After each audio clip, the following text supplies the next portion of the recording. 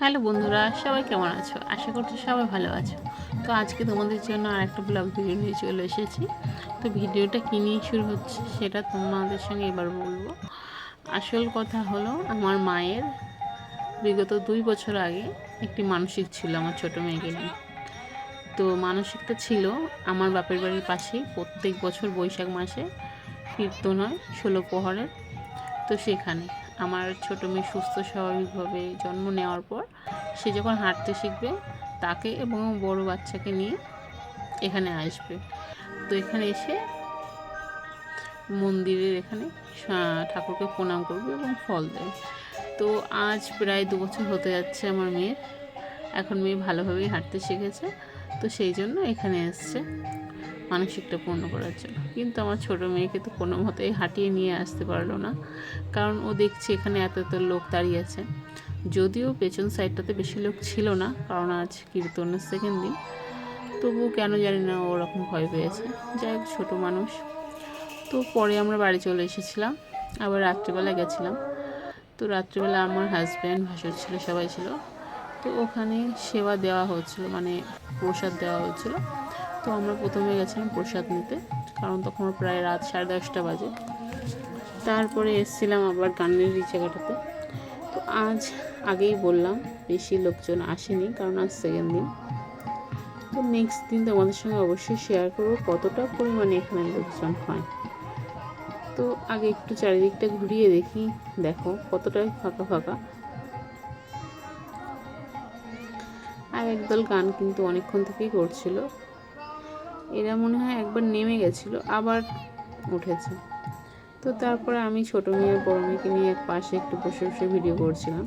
আর ছোটো মেয়ে ভেবেছে আমি মনে হয় ফটো তুলছি, ওই জন্য মাছের মতো একবার মুখটা বড় করছে, একবার ছোটো করছে, আবার হাসাহাসিও করছে। আমার মা পাশটাতে বসেছিল। তারপরে আমরা চলে এসেছি পার্কের সাইডটাতে। হ্যাঁ, এই সাইডটা একটা পার্ক আছে, সেই পার্কে একটু বাচ্চারা খেলা করবে বলে এই পাশটাতে চলে এসেছি। তো তোমাদের দাদা ভাই আর আমার ভাসুরের ছেলে মিলে ওদেরকে খেলা করাচ্ছিল, আর আমি একটু ভিডিও করছিলাম, নিজে একটু ভিডিও করছিলাম নিজের জন্য, তোমাদের জন্য। তো তারপরে নেক্সট দিন আবার এসেছিলাম আমি আর আমার বড় মেয়ে মিলে। তো দেখো আজ কতটা পরিমাণে লোকজন এখানে হয়েছে, এতটাই ভিড় হয়েছে, দাঁড়ানোর জায়গা নেই এবং বসারও জায়গা নেই। তো আমরা কিন্তু যে গান গাইছি তার মুখটা ভালোভাবে দেখতেও পাচ্ছিলাম না। তো আজকে আমি কিন্তু ছোটো মেয়েকে সঙ্গে করে আনিনি, তোমার দাদাভাইও আসেনি। আমি ছোটো মেয়ে বাড়িতে রেখে এসেছি, কারণ আজকে একটু লেট হয়ে গেছে বেশি। তো অনেকেই আমাদের কাছে জিজ্ঞাসা করছে কেন আনেনি, কিসের জন্য আনেনি। কিন্তু তারা কি বুঝবে, এতটা রাস্তা কোলে করে নিয়ে আসা মানে কতটা কষ্টদায়ক। তো দেখো, এই যে জিজ্ঞাসা করছে, এটা একটা আমার দাদার ছেলে। তো তারপরে আমি একটু নিজের ভিডিও বানিয়ে নিলাম এবং চারিদিকেরও ভিডিও বানিয়ে নিলাম। আর আমার বড় মেয়ে কিন্তু দুষ্টামি কিন্তু করেই যাচ্ছে, এটা চাই ওটা চাই, এটা খাবো ওটা খাবো। তো অনেক সময় ঘোরাঘুরির পর কী আর করা যায়, কিছু জিনিস কিনে দিলাম। ছোটো জনের জন্য নিয়েছিলাম বেলুন, আর ওর জন্য বাবেল, পাখা এসব নিয়েছিলাম। তো সেটা তোমাদের সঙ্গে তো অবশ্যই দেখাবো। এই দেখো, এইগুলো নিয়েছি ওদের জন্য। তো তারপরে একটু আইসক্রিম খেলাম। আর তখন আমার মা চলে এসেছিলো পাশে, মা বসে বসে কীর্তন শুনছিল, মা চলে এসেছে।